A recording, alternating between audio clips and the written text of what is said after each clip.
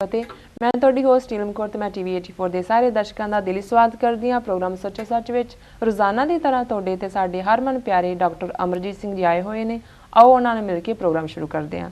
And doctor ਸਾਹਿਬ welcome to our show. Thank you. And doctor ਸਾਹਿਬ ਅੱਜ 9 ਜੁਲਾਈ 2013 26 ਹਾੜ ਨਾਨਕਸ਼ਾਹੀ ਸੰਮਤ 545 ਦਾ ਦਿਨ ਹੈ ਤੇ ਹੁਣ ਅਸੀਂ ਆਪਣੇ ਪ੍ਰੋਗਰਾਮ ਦੀ ਸ਼ੁਰੂਆਤ ਸਾਡੇ ਦਰਸ਼ਕਾਂ ਵੱਲੋਂ ਆਈਆਂ emails, phone messages, text messages, Facebook messages ਅਤੇ ਟਵਿੱਟਰ ਮੈਸੇਜ ਦੇ ਨਾਲ ਕਰਦੇ ਹਾਂ।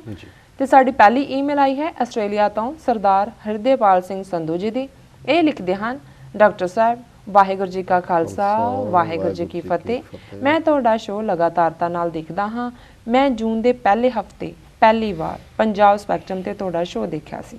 ਫਿਰ ਮੈਂ YouTube ਤੇ ਸਬਸਕ੍ਰਾਈਬ ਕੀਤਾ ਤੁਹਾਡਾ ਚੈਨਲ। ਹੁਣ ਮੈਂ ਤੁਹਾਡੇ ਪਿਛਲੇ ਵੀ ਸਾਰੇ ਐਪੀਸੋਡ ਦੇਖ ਰਿਹਾ ਹਾਂ ਜਿਹੜੇ ਕਿ ਮੈਂ ਜਲਦੀ ਹੀ ਕਵਰ ਕਰ ਲਵਾਂਗਾ। ਇਹ ਸ਼ੋਅ ਮੇਰੀ ਰੈਗੂਲਰ ਲਾਈਫ 'ਚ ਇੰਨਾ ਹੀ ਜ਼ਰੂਰੀ ਬਣ ਗਿਆ ਹੈ ਜਿਵੇਂ ਇਨਸਾਨ ਲਈ ਰੈਗੂਲਰ ਰੋਟੀ ਪਾਣੀ। ਨੀਲਮ ਕੌਰ ਜੀ ਵੀ ਬਹੁਤ ਸਾਥ ਦੇ ਰਹੇ ਹਨ। ਉਹਨਾਂ ਦੀ ਹੋਸਟਿੰਗ ਤੇ ਪੜ੍ਹਨ ਦਾ ਅੰਦਾਜ਼ ਬਹੁਤ ਵਧੀਆ ਹੈ। Thank you Sandhu Sahib ji. Doctor ਸਾਹਿਬ, ਬਿਹਾਰ ਦੇ ਮਹਾਬੋਧੀ ਮੰਦਿਰ ਤੇ ਅਟੈਕ ਹੋਇਆ ਤਾਂ ਮਨਮੋਹਨ ਸਿੰਘ ਨੇ ਕਿਹਾ ਕਿ ਧਾਰਮਿਕ ਸਥਾਨਾਂ ਤੇ ਹਮਲਾ ਬਿਲਕੁਲ ਬਰਦਾਸ਼ਤ ਨਹੀਂ ਕੀਤਾ ਜਾਵੇਗਾ। ਮੋਦੀ ਨੇ ਕਿਹਾ ਕਿ ਇਹ ਹਮਲਾ ਕਾਇਰਤਾ ਦੀ ਨਿਸ਼ਾਨੀ ਹੈ। ਇਹ ਤਾਂ ਉਹੀ ਗੱਲ ਹੋਈ ਕਿ ਛੱਜ ਤਾਂ ਬੋਲੇ ਪਰ ਛਾਨਣੀ ਕੀ ਬੋਲੇ। ਇਹ ਉਹੀ ਹਿੰਦੂਤਵੀ ਸਰਕਾਰਾਂ ਹਨ ਜਿਨ੍ਹਾਂ ਨੇ ਜੂਨ 84 'ਚ ਸ਼੍ਰੀ ਹਰਿਮੰਦਰ ਸਾਹਿਬ ਤੇ 40 ਹੋਰ ਗੁਰਦੁਆਰਿਆਂ ਤੇ ਹਮਲਾ ਕੀਤਾ ਸੀ। ਕੀ ਉਹ ਧਾਰਮਿਕ ਸਥਾਨ ਨਹੀਂ ਸਨ? ਗੁਜਰਾਤ 'ਚ ਇਸ਼ਰਤ ਜਹਾਂ ਨੂੰ ਝੂਠੇ ਪੁਲਿਸ ਮੁਕਾਬਲੇ ਵਿੱਚ ਮਾਰਿਆ। ਪੰਜਾਬ ਵਿੱਚ ਸਿੱਖ ਨੌਜਵਾਨਾਂ ਦੇ ਝੂਠੇ ਪੁਲਿਸ ਮੁਕਾਬਲੇ ਬਣਾਏ। ਗੁਜਰਾਤ 'ਚ ਮੁਸਲਮਾਨਾਂ ਨੂੰ ਮਾਰਿਆ। ਕੀ ਇਹ ਸਭ ਕਾਇਰਤਾ ਦੀ ਨਿਸ਼ਾਨੀ ਨਹੀਂ ਸੀ? ਇਹ ਹਿੰਦੂ ਕੌਮ ਮੁਗਲਾਂ ਤੋਂ ਜਿਨ੍ਹਾਂ ਦੀ ਅਸੀਂ ਰੱਖਿਆ ਕੀਤੀ, ਇਹਨਾਂ ਦੀਆਂ ਧੀਆਂ ਭੈਣਾਂ ਨੂੰ ਬਚਾਇਆ, ਪਰ ਇਹਨਾਂ ਨੇ ਆਪਣੀ ਬਹੁ ਗਿਣਤੀ ਦਾ ਫਾਇਦਾ ਉਠਾਉਂਦਿਆਂ ਦਿੱਲੀ 'ਚ ਸਿੱਖਾਂ ਦੀ ਨਸਲਕੁਸ਼ੀ ਕੀਤੀ। ਸਿੱਖ ਬੀਬੀਆਂ ਨੂੰ ਜ਼ਬਰ ਜਨਾਹ ਦਾ ਨਿਸ਼ਾਨਾ ਬਣਾਇਆ। ਛੋਟੇ ਛੋਟੇ ਬੱਚਿਆਂ ਨੂੰ ਮਾਰਿਆ। ਕੀ ਇਹ ਸਭ ਕਾਇਰਤ ਦਾ ਨਹੀਂ ਸੀ? ਬਹੁਤ ਬਹੁਤ ਧੰਨਵਾਦ। ਸਭ ਤੋਂ ਪਹਿਲਾਂ ਤਾਂ ਵੀਰ ਹਿਰਦੇਪਾਲ ਸਿੰਘ ਸੰਧੂ ਜੀ ਦਾ ਬਹੁਤ ਬਹੁਤ ਧੰਨਵਾਦ। ਉਹਨਾਂ ਨੇ ਸਾਨੂੰ ਆਸਟ੍ਰੇਲੀਆ ਤੋਂ ਲਿਖਿਆ ਜੀ। ਲਿਖਿਆ ਇਹਨਾਂ ਨੇ ਪਹਿਲਾਂ ਵੀ ਸੀ, ਉਦੋਂ ਮੁਲਕ ਨਹੀਂ ਸੀ ਲਿਖਿਆ, ਸੋ ਹੁਣ ਪਤਾ ਲੱਗਾ ਵੀ ਆਸਟ੍ਰੇਲੀਆ ਵਾਸੀ ਨੇ ਜੀ। ਇਹਨਾਂ ਨੇ ਸ਼ਲਾਘਾ ਕੀਤੀ ਹੈ। ਇਹਨਾਂ ਨੂੰ ਲੱਗਦਾ ਹੈ ਕਿ ਜਿਸ ਤਰ੍ਹਾਂ ਸਰੀਰਕ ਲੋੜਾਂ ਲਈ ਰੋਟੀ ਜ਼ਰੂਰੀ ਹੈ ਜੀ, ਸੋ ਸਾਡੇ ਪ੍ਰੋਗਰਾਮ 'ਚੋਂ ਇਹਨਾਂ ਨੂੰ ਫੂਡ ਫਾਰ ਥਾਟ ਮਿਲਦਾ ਹੈ। ਬੌਧਿਕ ਤੌਰ 'ਤੇ, ਮਾਨਸਿਕ ਤੌਰ 'ਤੇ ਇਹਨਾਂ ਨੂੰ ਸੰਤੁਸ਼ਟੀ ਹੁੰਦੀ ਹੈ ਜੀ। ਸਾਡੇ ਲਈ ਬੜੀ ਖੁਸ਼ੀ ਔਰ ਮਾਣ ਵਾਲੀ ਗੱਲ ਹੈ ਜੀ। ਜਿਹੜੇ ਸਵਾਲ ਵੱਲ ਇਹਨਾਂ ਨੇ ਫੋਕਸ ਕੀਤਾ ਉਸ ਦਾ ਦਾਇਰਾ ਬੜਾ ਵਸੀਹ ਹੈ, ਬੜਾ ਵਿਸ਼ਾਲ ਹੈ ਜੀ। ਕਿਉਂਕਿ ਅਕਸਰ ਇਹ ਇੱਕ ਰਿਵਾਜ ਹੀ ਬਣ ਗਿਆ ਹੈ ਕਿ ਜਦੋਂ ਕੋਈ ਵੀ ਇਸ ਕਿਸਮ ਦੀ ਘਟਨਾ ਹੁੰਦੀ ਹੈ ਜੀ ਤੇ ਇਹ ਕਿਹਾ ਜਾਂਦਾ ਹੈ ਕਿ ਇਹ ਇੱਕ ਕਾਇਰਾਨਾ ਕਾਰਵਾਈ ਹੈ। ਜੀ ਜੀ। ਇੱਕ ਕਾਵਰਡਲੀ ਐਕਟ ਜੀ। ਔਰ ਅਸਲ 'ਚ ਇਸ ਤੋਂ ਵੀ ਪਹਿਲਾਂ ਜੇ ਮੈਂ ਇੱਕ ਗੱਲ ਕਰਾਂ ਕਿ 9/11 ਜਦੋਂ ਹੋਇਆ ਬੜੀ ਦੁਖਦਾਈ ਘਟਨਾ ਸੀ ਜੀ।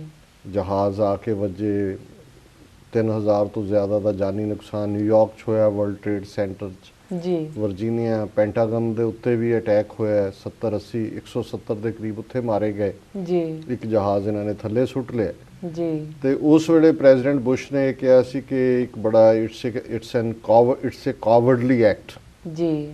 ਤੇ ਇੱਕ ਟੀਵੀ ਹੋਸਟ, ਸ਼ਾਇਦ ਮਹਿਰ ਉਹਨਾਂ ਦਾ ਨਾਂ ਸੀ, ਫਸਟ ਜਾਂ ਲਾਸਟ ਜੀ, ਉਹਨੇ ਆਪਣੇ ਸ਼ੋਅ 'ਚ ਸ਼ਾਮ ਨੂੰ ਕਿਹਾ ਕਿ ਵੀ ਇਟਸ ਨਾਟ ਏ ਕਾਵਰਡਲੀ ਐਕਟ, ਕਿ ਜਿਹੜੇ ਆਪਣੀ ਜਾਨ ਤੇ ਖੇਲ ਕੇ ਜਿਨ੍ਹਾਂ ਨੇ ਇਹ ਕੰਮ ਕੀਤਾ ਜੀ। ਸੋ ਉਸ ਵੇਲੇ ਇਸ ਕਿਸਮ ਦਾ ਮਾਹੌਲ ਅਮਰੀਕਾ 'ਚ ਬਣਿਆ ਹੋਇਆ ਸੀ ਕਿ ਉਸ ਨੂੰ ਫਾਇਰ ਕੀਤਾ ਗਿਆ ਆਪਣੇ ਉਸ ਜੌਬ ਤੋਂ ਇਮੀਡੀਏਟਲੀ ਜੀ, ਕਿਉਂਕਿ ਸਾਰਾ ਦੇਸ਼ ਸ਼ੌਕ ਦੇ ਵਿੱਚ ਸੀ। ਔਰ ਇਸ ਵੇਲੇ ਕਿਸੇ ਦਾ ਕਹਿਣਾ ਕਿ ਵੀ ਇਹ ਕਾਇਰਾਨਾ ਐਕਟ ਨਹੀਂ ਹੈ ਜੀ, ਔਰ ਉਹਨੇ ਇਹ ਕਿਹਾ ਵੀ ਕਿ ਵੀ ਇਹ ਕੋਈ ਕਾਇਰਾਨਾ ਨਹੀਂ, ਅਸੀਂ ਸਹਿਮਤ ਨਾ ਹੋਈਏ ਉਹਨਾਂ ਦੇ ਨਾਲ ਜਿਨ੍ਹਾਂ ਨੇ ਕੀਤਾ ਜੀ, ਪਰ ਸਰਟਨਲੀ ਇਹ ਕਾਵਰਡਲੀ ਐਕਟ ਨਹੀਂ ਹੈ ਜੀ ਜੀ। ਹਿੰਦੁਸਤਾਨ 'ਚ ਦੋ ਗੱਲਾਂ ਖਾਸ ਤੌਰ 'ਤੇ ਜਿਹੜੇ ਸਾਡੇ ਅਕਾਲੀ ਲੀਡਰ ਵੀ ਪਿਛਲੇ 50-60 ਸਾਲ ਤੋਂ ਜਦੋਂ ਕੋਈ ਹਿੰਸਕ ਕਾਰਵਾਈ ਹੁੰਦੀ ਹੈ ਤੇ ਇੱਕ ਬਿਆਨ ਉਹਨਾਂ ਦਾ ਘੜਿਆ ਹੁੰਦਾ ਸੀ, ਹੁਣ ਵੀ ਦਿੰਦੇ ਨੇ ਕਿ ਜੀ ਇਹਦੀ ਜੁਡੀਸ਼ੀਅਲ ਪੜਤਾਲ ਕਰਾਈ ਜਾਏ ਜੀ। ਨਾ ਕਿਸੇ ਨੂੰ ਪਤਾ ਹੁੰਦਾ ਵੀ ਜੁਡੀਸ਼ੀਅਲ ਪੜਤਾਲ ਕੀ ਹੁੰਦੀ ਹੈ, ਕਦੋਂ ਕਮਿਸ਼ਨ ਬਹਿੰਦਾ ਹੈ, ਨਹੀਂ ਬਹਿੰਦਾ, ਉਹਦੀਆਂ ਰਿਪੋਰਟਾਂ ਕਿਹੜੀਆਂ ਗਵਰਨਮੈਂਟ ਦੇ ਉੱਤੇ ਬਾਈਂਡਿੰਗ ਹੁੰਦੀਆਂ ਜੀ ਜੀ। ਪਰ ਇਹ ਇੱਕ ਰਿਵਾਜ ਹੈ। ਪਰ ਉਹਨਾਂ ਨੇ ਇਸ ਸਟੇਟਮੈਂਟ ਨੂੰ, ਜਿਹੜੀ ਕਿ ਮੋਦੀ ਨੇ ਸਟੇਟਮੈਂਟ ਦਿੱਤੀ ਕਿ ਜੀ ਇਹ ਕਾਇਰਾਨਾ ਐਕਟ ਹੈ ਜੀ, ਪਹਿਲੀ ਗੱਲ ਤਾਂ ਅਸੀਂ ਇਸ ਨੂੰ ਡਿਸਕਸ ਕਰਨਾ ਚਾਹਾਂਗੇ। ਔਰ ਮੈਂ ਆਪਣੀ ਜਿਹੜੀ ਇਸ ਹਫਤੇ ਦੀ ਲਿਖਤ ਹੈ ਉਸ ਦੇ ਵਿੱਚ ਉਹਨੂੰ ਬੜੇ ਵੇਰਵੇ ਨਾਲ ਬਿਆਨਿਆ ਕਿ ਇਹ ਜਿਹੜਾ ਬੋਧ ਜਿੱਥੇ ਕਿ ਬੁੱਧ ਨੂੰ ਗਿਆਨ ਹੋਇਆ ਉਸ ਬੋੜ ਦੇ ਦਰਖਤ ਦੇ ਥੱਲੇ, ਜਿਹਨੂੰ ਵਟ ਬ੍ਰਿਕਸ਼ ਕਿਹਾ ਜਾਂਦਾ ਹੈ ਜੀ, ਬੋਧ ਗਿਆ ਦੇ ਵਿੱਚ ਹੈ, ਪਟਨਾ ਸਾਹਿਬ ਬਿਹਾਰ ਦੇ ਵਿੱਚ ਜੀ। ਔਰ ਅੱਜ ਹੀ ਜਿਹੜਾ ਭਾਰਤ ਦਾ ਹੋਮ ਮਿਨਿਸਟਰ ਹੈ ਸੁਨੀਲ ਸ਼ਿੰਦੇ, ਉਹਦੀ ਇਹ ਸਟੇਟਮੈਂਟ ਆਈ ਹੈ ਕਿ 13 ਬੰਬ ਜਿਹੜੇ ਨੇ ਉਸ ਕੰਪਲੈਕਸ ਦੇ ਵਿੱਚ, ਮਹਾਬੋਧੀ ਕੰਪਲੈਕਸ ਦੇ ਵਿੱਚ ਰੱਖੇ ਸੀ, ਜਿਨ੍ਹਾਂ ਚੋਂ 10 ਚੱਲੇ ਨੇ ਜੀ। ਔਰ ਉਹਦੇ ਚ ਸਿਰਫ 2 ਬੌਧ ਭਿਕਸ਼ੂ ਜ਼ਖਮੀ ਹੋਏ ਨੇ ਮਾੜੇ ਮੋਟੇ, ਉਹ ਵੀ ਡੇਂਜਰ ਚ ਨਹੀਂ ਨੇ ਜੀ। ਸੋ ਜ਼ਾਹਰ ਹੈ ਕਿ ਇਹਨਾਂ ਬੰਬਾਂ ਦਾ ਮਕਸਦ ਜਿਹੜਾ ਹੈ ਉਹ ਕਿਲਿੰਗਸ ਨਹੀਂ ਸੀ, ਉਹ ਥ੍ਰੈਟ ਸੀ, ਧਮਕੀ ਸੀ। ਜੀ ਜੀ। ਔਰ ਪਹਿਲਾਂ ਤਾਂ ਕਾਇਰਾਨਾ ਜਾਂ ਨਾ ਕਾਇਰਾਨਾ ਇਸ ਨੂੰ ਪਾਸੇ ਛੱਡ ਕੇ ਦੇਖੀਏ ਕਿ ਕੌਣ ਜਿਹੜਾ ਹੈ ਉਹ ਇਹਨਾਂ ਦੇ ਪਿੱਛੇ ਹੋ ਸਕਦਾ ਹੈ ਜੀ। ਔਰ ਉਹਦੇ ਚ ਜਿਸ ਤਰੀਕੇ ਨਾਲ ਮੈਂ ਇਸ ਸਾਰੀ ਸਿਚੁਏਸ਼ਨ ਨੂੰ ਡਿਫਰੈਂਟ ਐਂਗਲਸ ਤੋਂ ਦੇਖਿਆ, ਕਿਉਂਕਿ ਭਾਰਤ ਦੇ ਵਿੱਚ, ਔਰ ਇਹਨਾਂ ਨੇ ਹਿਰਦੇਪਾਲ ਸਿੰਘ ਜੀ ਨੇ ਬੜੀ ਖੂਬਸੂਰਤੀ ਦੇ ਨਾਲ ਉਹ ਸਾਰੀਆਂ ਘਟਨਾਵਾਂ ਬਿਆਨ ਕੀਤੀਆਂ, ਜਿਵੇਂ ਇਸ਼ਰਤ ਜਹਾਂ ਦਾ ਕਿਵੇਂ ਮੁਕਾਬਲਾ ਬਣਾਇਆ। ਗੁਜਰਾਤ ਦੇ ਵਿੱਚ 2000 ਤੋਂ ਜ਼ਿਆਦਾ ਮੁਸਲਮਾਨਾਂ ਦਾ ਕਤਲੇਆਮ 2002 ਚ ਮੋਦੀ ਵੱਲੋਂ ਜੀ। ਜੂਨ 84, ਨਵੰਬਰ 84 ਚ ਕਿਵੇਂ ਸਿੱਖ ਬੀਬੀਆਂ ਬੇਪਤ ਕੀਤੀਆਂ, ਕਿਵੇਂ ਹਜ਼ਾਰਾਂ ਸਿੱਖਾਂ ਨੂੰ ਗਲਾਂ 'ਚ ਟਾਇਰ ਪਾ ਕੇ ਸਾੜਿਆ ਗਿਆ। ਸੋ ਇਹਨਾਂ ਸਾਰੇ ਵੇਰਵਿਆਂ ਨੂੰ ਉਹਨਾਂ ਨੇ ਦੇ ਕੇ ਪੁੱਛਿਆ ਵੀ ਕੀ ਇਹ ਕਾਇਰਾਨਾ ਐਕਟ ਨਹੀਂ ਸੀ। ਹੁਣ ਇਹ ਜਿਹੜੀ ਬੌਧ ਗਿਆ ਦੇ ਵਿੱਚ ਵਾਪਰੀ ਘਟਨਾ ਹੈ, ਬੁੱਧ ਧਰਮ ਦਾ ਜਿਹੜਾ ਉਸ ਧਰਤੀ ਦੇ ਉੱਤੇ ਲਗਭਗ 1000 ਸਾਲ ਬੋਲਬਾਲਾ ਰਹਿਣਾ ਸੀ। 2500 ਸਾਲ ਪਹਿਲਾਂ ਬੁੱਧ ਦਾ ਜਨਮ ਹੋਇਆ ਹੁਣ ਤੋਂ ਜੀ। ਔਰ ਬੁੱਧ ਉਸ ਧਰਤੀ ਦਾ ਪਹਿਲਾ ਉਹ ਮਨੁੱਖ ਸੀ ਜਿਹਨੇ ਬ੍ਰਾਹਮਣਵਾਦ ਨੂੰ, ਜਿਹੜਾ ਕਿ ਰਿਗਵੇਦ ਦੇ ਨਾਲ 3500-4000 ਸਾਲ ਪਹਿਲਾਂ ਐਸਟੈਬਲਿਸ਼ ਹੁੰਦਾ ਹੈ ਜੀ, ਉਸਨੇ ਚੈਲੰਜ ਕੀਤਾ ਜੀ। ਮੂਰਤੀ ਪੂਜਾ ਦਾ ਖੰਡਨ ਕੀਤਾ, ਬ੍ਰਾਹਮਣਵਾਦ ਦਾ, ਬ੍ਰਾਹਮਣ ਦਾ ਖੰਡਨ ਕੀਤਾ ਜੀ, ਜ਼ਾਤ ਪਾਤ ਦਾ ਖੰਡਨ ਕੀਤਾ। ਔਰ ਬੁੱਧ ਇੱਕ ਬਾਦਸ਼ਾਹ ਦੇ ਘਰ ਪੈਦਾ ਹੋਇਆ। ਅੱਜ ਵੀ ਕਪਲਵਸਤੂ ਨੇਪਾਲ ਦੀ ਰਿਆਸਤ ਦਾ ਹਿੱਸਾ ਹੈ। ਉਸ ਦਾ ਜਿਹੜਾ ਟ੍ਰਾਈਬ ਸੀ, ਕਬੀਲਾ ਸੀ, ਉਹ ਸ਼ਾਕਿਆ ਟ੍ਰਾਈਬ ਸੀ, ਸ਼ਾਕਿਆ ਮੁਨੀ ਸੀ ਉਹ ਜੀ। ਬੱਚਾ ਸੀ ਕੋਈ ਆਪਣੇ ਬਾਪ ਦਾ, ਸ਼ੁਦੋਦਨ ਉਸ ਦੇ ਬਾਪ ਦਾ ਨਾਂ ਸੀ, ਸਿਧਾਰਥ ਉਹਦਾ ਨਾਂ ਰੱਖਿਆ ਗਿਆ ਜੀ। ਔਰ ਮਾਂ ਉਹਦੀ ਮਰ ਗਈ ਜਦੋਂ ਬਹੁਤ ਛੋਟਾ ਸੀ ਜੀ। ਤੇ ਪਿਓ ਨੇ ਇਹ ਦੇਖਦੇ ਆ ਕਿ ਇੱਕੋ ਇੱਕ ਉਹਦਾ ਬੇਟਾ ਹੈ ਵੀ ਇਹ ਸ਼ਹਿਜ਼ਾਦਾ ਬਣੇਗਾ, ਉਸਨੇ ਕਿਹਾ ਕਿ ਵੀ ਇਹਨੂੰ ਕਿਸੇ ਦੁੱਖ ਦੀ ਝਾਂਕੀ ਨਾ ਹੀ ਦੇਖਣ 'ਚ ਮਿਲੇ। ਉਹਨੂੰ ਮਹਿਲ ਦੇ ਵਿੱਚ ਬੜੀਆਂ ਸੁੱਖ ਸੁਵਿਧਾਵਾਂ 'ਚ ਰੱਖਿਆ ਗਿਆ, ਪਰ ਉਹ ਜਦੋਂ ਵੀ 2-3 ਵਾਰ ਉਹਨੇ ਸ਼ਹਿਰ ਜਾਣ ਦੀ ਇੱਛਾ ਜ਼ਾਹਰ ਕੀਤੀ, ਆਪਣੇ ਰਥਵਾਨ ਨੂੰ ਲੈ ਕੇ ਗਿਆ। ਇੱਕ ਅੱਧੀ ਵਾਰੀ ਉਹਨੇ ਇੱਕ ਬਿਮਾਰ ਆਦਮੀ ਨੂੰ ਦੇਖਿਆ, ਉਹਨੂੰ ਪਹਿਲੀ ਵਾਰੀ ਪਤਾ ਲੱਗਾ ਵੀ ਸਰੀਰ ਇਵੇਂ ਨਹੀਂ ਰਹਿੰਦਾ, ਬਿਮਾਰ ਵੀ ਹੋਈਦਾ ਜੀ। ਉਹਨੇ ਇੱਕ ਬੁੱਢੇ ਬੰਦੇ ਨੂੰ ਦੇਖਿਆ, ਫਿਰ ਉਹਨੂੰ ਲੱਗਾ ਉਹਦੀ ਕਮਰ ਝੁਕੀ ਹੋਈ ਸੀ ਕਿ ਵੀ ਬੰਦਾ ਬੁੱਢਾ ਵੀ ਹੁੰਦਾ ਜੀ। ਫਿਰ ਉਸਨੇ ਜਿਹੜਾ ਇੱਕ ਫਕੀਰ ਨੂੰ ਦੇਖਿਆ, ਇਹਦੇ ਚਿਹਰੇ ਤੇ ਬੜੀ ਜਿਹੜੀ ਹੈ ਉਹ ਸ਼ਾਂਤੀ ਸੀ। ਉਹਨੇ ਕਿਹਾ ਜੀ ਮੈਂ ਉਹਨੇ ਪੁੱਛਿਆ ਉਹਦੇ ਰਾਹੀਂ ਆਪਣੇ ਰਥਵਾਨ ਦੇ ਨਾਲ ਕਿ ਉਹਨੇ ਕਿਹਾ ਜੀ ਮੈਂ ਤਾਂ ਜ਼ਿੰਦਗੀ ਦੁੱਖਾਂ ਦਾ ਘਰ ਹੈ, ਮੈਂ ਤਾਂ ਸੰਨਿਆਸ ਲਿਆ, ਛੱਡ ਦਿੱਤਾ ਦੁਨੀਆ ਨੂੰ। ਸੋ ਕੁੱਲ ਮਿਲਾ ਕੇ ਇਹਨਾਂ ਹਾਲਾਤਾਂ ਦੇ ਵਿੱਚ ਹੀ ਬੁੱਧ ਜਿਹੜਾ ਇੱਕ ਰਾਤ ਆਪਣੀ ਸੌਂ ਰਹੀ ਪਤਨੀ ਔਰ ਆਪਣੇ ਛੋਟੇ ਜਿਹੇ ਬੱਚੇ ਨੂੰ ਛੱਡ ਕੇ ਘਰੋਂ ਨਿਕਲ ਗਿਆ। ਉਹਦੀ 29 ਸਾਲ ਦੀ ਉਮਰ ਸੀ। ਉਹ ਥਾਂ ਥਾਂ ਤੇ ਭਟਕਿਆ, ਉਹ ਸੱਚ ਲੱਭਣਾ ਚਾਹੁੰਦਾ ਸੀ, ਜੀਵਨ ਦੇ ਮਸਲਿਆਂ ਦਾ, ਦੁੱਖ ਕਿਉਂ ਹੈ, ਦੁੱਖ ਦੀ ਨਿਵਰਤੀ ਕਿਵੇਂ ਹੋ ਸਕਦੀ ਹੈ ਜੀ। ਤੋ ਜਿਵੇਂ ਇਤਿਹਾਸ ਜਾਂ ਉਸ ਪੀਰੀਅਡ ਦੀ ਟ੍ਰੈਡੀਸ਼ਨ ਸਾਨੂੰ ਦੱਸਦੀ ਹੈ ਕਿ ਉਹ ਕਈ ਦਿਨ ਭੁੱਖਾ ਰਿਹਾ, ਕਈ ਦਿਨ ਪਿਆਸਾ, ਸਰੀਰ ਨੂੰ ਉਹਨੇ ਬੜੇ ਕਸ਼ਟ ਦਿੱਤੇ ਤੇ ਅਖੀਰ ਇਸ ਦਰਖਤ ਦੇ ਥੱਲੇ ਜਿਹੜਾ ਕਿ ਬੋੜ, ਜਿਹਨੂੰ ਵਟ ਬ੍ਰਿਕਸ਼ ਕਹਿੰਦੇ ਨੇ, ਗਿਆ ਦੇ ਵਿੱਚ ਉਹ ਆ ਕੇ ਜਦੋਂ ਬੈਠਾ ਜੀ, ਸਾਰੀ ਰਾਤ ਉਹ ਧਿਆਨ ਦੇ ਵਿੱਚ ਰਿਹਾ, ਮੈਡੀਟੇਸ਼ਨ ਦੇ ਵਿੱਚ ਰਿਹਾ ਤੇ ਸਵੇਰੇ ਜਦੋਂ ਉਹਨੇ ਆਪਣੇ ਅੰਦਰ ਝਾਤ ਮਾਰੀ ਜਾਂ ਉਹਨੂੰ ਆਪਣੇ ਅੰਦਰ ਆਪਣੇ ਸਵਾਲਾਂ ਦਾ ਜਵਾਬ ਮਿਲਿਆ, ਜਿਹਨੂੰ ਅਸੀਂ ਗਿਆਨ ਦੀ ਪ੍ਰਾਪਤੀ ਕਹਿੰਦੇ ਕਿ ਉਸ ਨੂੰ ਗਿਆਨ ਹਾਸਲ ਹੋਇਆ।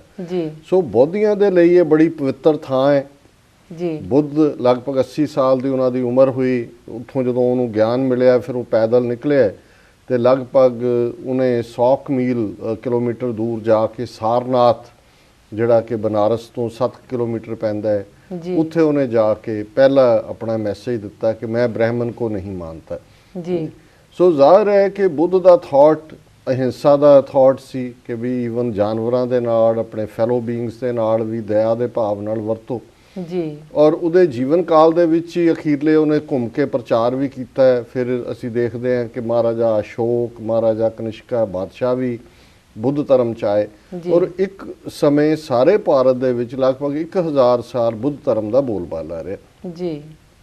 ਫਿਰ ਸ਼ੰਕਰਾ ਆਇਆ ਕੇਰਲਾ ਦਾ, ਇੱਕ ਉਹ ਬੰਦਾ ਬ੍ਰਾਹਮਣ ਜਿਸ ਨੇ ਸ਼ਾਸਤਰ ਤੇ ਸ਼ਸਤਰ ਦੋਨਾਂ ਦੀ ਵਰਤੋਂ ਕੀਤੀ ਔਰ ਬੁੱਧ ਧਰਮ ਦਾ ਹਿੰਦੁਸਤਾਨ ਚੋਂ ਸਫਾਇਆ ਕੀਤਾ। ਲੱਖਾਂ ਬੌਧੀ ਜਿਉਂਦੇ ਮਾਰੇ ਗਏ, ਉਹਨਾਂ ਦੇ ਮੋਨੈਸਟਰੀਜ਼ ਮੱਠ ਢਾਹ ਦਿੱਤੇ, ਉਹਨਾਂ ਦੇ ਵਿੱਚ ਸ਼ਿਵਲਿੰਗ ਰੱਖ ਦਿੱਤੇ, ਬੁੱਧ ਦੀਆਂ ਮੂਰਤਾਂ ਬਾਹਰ ਸੁੱਟ ਦਿੱਤੀਆਂ ਜੀ। ਔਰ ਇਸੇ ਗੱਲ ਨੂੰ ਅਲਾਮਾ ਇਕਬਾਲ ਜਿਹੜੇ ਸਾਊਥ ਏਸ਼ੀਆ ਦੇ ਬਹੁਤ ਵੱਡੇ ਚਿੰਤਕ ਹੋਏ ਨੇ ਜੀ, ਉਹਨਾਂ ਨੇ ਬਾਂਗੇ ਦਰਾ ਖਿਤਾਬ 'ਚ ਜਿਹੜੀ ਨਜ਼ਮ ਗੁਰੂ ਨਾਨਕ ਸਾਹਿਬ ਤੇ ਲਿਖੀ ਹੈ ਉਹਦੇ 'ਚੋਂ ਬੁੱਧ ਦੇ ਹਵਾਲੇ ਨਾਲ ਕਹਿੰਦੇ ਨੇ ਕਿ ਬ੍ਰਹਮਨ ਸਰਸ਼ਾਰ ਹੈ ਅਬ ਤੱਕ ਜੀ, ਮੀਏ ਪੰਦਾਰ में ਸ਼ਮਾਏ ਗੌਤਮ ਜਲ ਰਹੀ ਹੈ ਮਹਿਫਲੇ ਅਗਿਆਰ में ਕਿ ਅੱਜ ਵੀ ਹੰਕਾਰ ਦੇ ਵਿੱਚ ਭਰਿਆ ਹੋਇਆ ਬ੍ਰਾਹਮਣ ਉਸ ਧਰਤੀ ਤੇ ਵੱਧ ਫੁੱਲ ਰਿਹਾ ਤੇ ਜਿਹੜਾ ਬੁੱਧ ਦਾ ਵਿਚਾਰ ਹੈ, ਬੁੱਧ ਦਾ ਥਾਟ ਹੈ ਮਹਿਫਲੇ ਅਗਿਆਰ ਬਾਹਰਲੇ ਦੇਸ਼ਾਂ 'ਚ ਜੀ, ਚੀਨ ਹੋਏ, ਤਿੱਬਤ ਹੋਏ, ਵਿਤਨਾਮ ਹੋਏ, ਕੋਰੀਆ ਹੋਏ, ਦੁਨੀਆ ਦਾ ਤੀਸਰਾ ਵੱਡਾ ਧਰਮ ਹੈ ਬੁੱਧ ਧਰਮ, ਪਰ ਭਾਰਤ 'ਚ ਉਹਨਾਂ ਦਾ ਸਫਾਇਆ ਕਰ ਦਿੱਤਾ ਜੀ।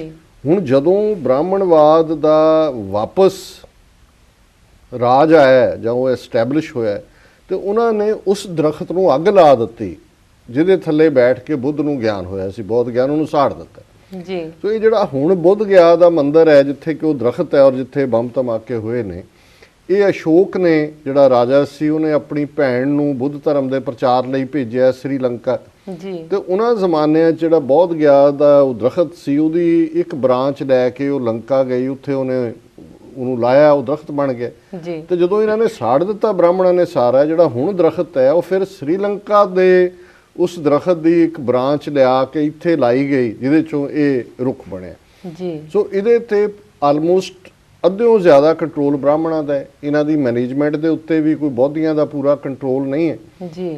ਹੁਣ ਬੌਧੀ ਇੱਕ ਬਚੇ ਹੋਏ ਸੀ ਔਰ ਜਿਹੜਾ ਹੁਣ ਜਿਹਨੂੰ ਨਿਓ ਬੁੱਧਿਜ਼ਮ ਕਹਿੰਦੇ ਨੇ, ਜਿਵੇਂ ਡਾਕਟਰ ਅੰਬੇਦਕਰ ਦੀ ਅਸੀਂ ਗੱਲ ਕੀਤੀ ਸੀ, ਉਹ ਆਪਣੇ ਜੀਵਨ ਦੇ ਅਖੀਰਲੇ ਸਾਲਾਂ 'ਚ ਬੌਧੀ ਬਣ ਗਏ ਸੀ। ਬੁੱਧ ਧਰਮ ਦੀ ਗੱਲ, ਮਹਾਰਾਸ਼ਟਰ ਦੇ ਬਹੁਤ ਸਾਰੇ ਦਲਿਤ ਵਰਗ ਨੇ ਬੁੱਧ ਧਰਮ ਨੂੰ ਅਡਾਪਟ ਕੀਤਾ। ਸੋ ਬੁੱਧ ਧਰਮ ਵੀ ਗਰੋ ਹੋ ਰਿਹਾ, ਖਾਸ ਤੌਰ ਤੇ ਉਹਨਾਂ ਦਲਿਤਾਂ ਜਾਂ ਜਿਨ੍ਹਾਂ ਨੂੰ ਸ਼ੂਦਰ ਬਣਾਇਆ ਹੋਇਆ ਉਹਨਾਂ 'ਚ ਜੀ।